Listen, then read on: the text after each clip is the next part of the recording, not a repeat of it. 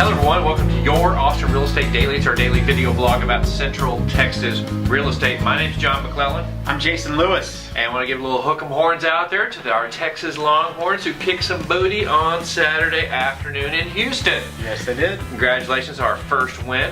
Everybody looked great. I know we probably record this show a little bit ahead of time, so actually the game hasn't happened yet, but we're going out on a limb and a little prediction for you. What do we have to talk about today, John? Jason? We are talking about something that we touched on yesterday, or on Friday rather, Right. and that is about the possible housing shortage here in Austin. There's so much bad news, or so much news about an overabundance of housing the United States over, and it's nice that we're actually in an environment, a city that's growing so fast that we may not actually be keeping up with the demands. Let's look at some of the basics or fundamentals of economics. Supply and demand. Supply is the number of housing units out there for sale or for rent. Demand being the number of people actually who need housing, be it on a homeowner side or on a rental side of it. Jason, go to the Texas A&M Real Estate Center website. Right. The amount of population moving here to Central Texas is amazing. Here just in Austin alone, they're predicting 50 to 60,000 people per year moving here. Big influx of people.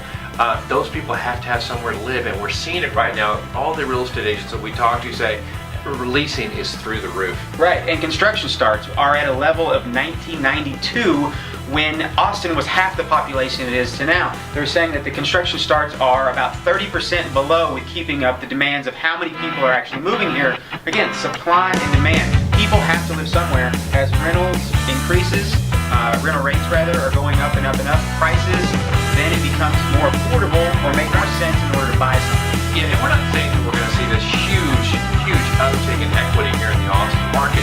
What we are saying is that we're healthier than everybody else out there. We're saying that the fundamentals here in Austin are such that if you buy a house right here, you can expect it not to go down like maybe some of the other areas around the country are going to. Most likely probably going to be going down this winter. Here the fundamentals are saying we're going to at least be flat, and we may even have some upside to it. You couple that with these low interest rates and the thought that they may actually be going up in the future, it's probably the best to buy now than to wait. Housing prices are going to be stable here in the Austin area at least through the next 12 months.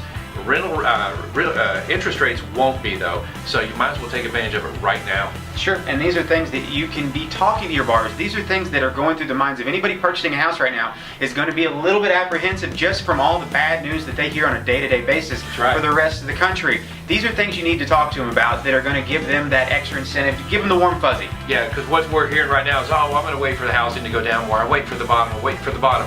Well, you may be waiting for the bottom in California, you may be waiting for it in Florida, but here in Austin, I believe we're at that bottom because the fundamentals say that supply is just not there, and those people, that demand is happening. So worst case scenario, I think we're going to be flat and rates will go up, so now is actually the time to buy.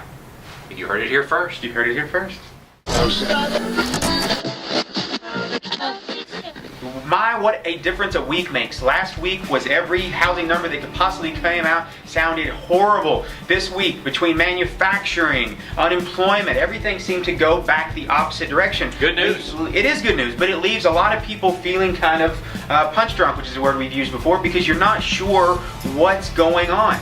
Let me tell you this. It's like round two, and now I'm getting a few punches in. Exactly. Rates have kind of creeped back up this week, and a lot of people are thinking that because of the good news that's coming out, maybe treasuries have actually reached the bottom, that they can't go any lower, and they're starting to creep back up. Is that going to get some people off the fence is what we're curious about. Yeah, so that's kind of the talk out there in the blogosphere, is that rates have hit a bottom, and as every time some of this good news comes out, it's just more pressure on the upside. In fact, when the news comes out flat, like it did for the jobs report on the unemployment side of it on Friday, man, the treasuries rallied to the bad side, and we saw rates go up. So it's going to take some really bad news, I think, to drive rates down any further.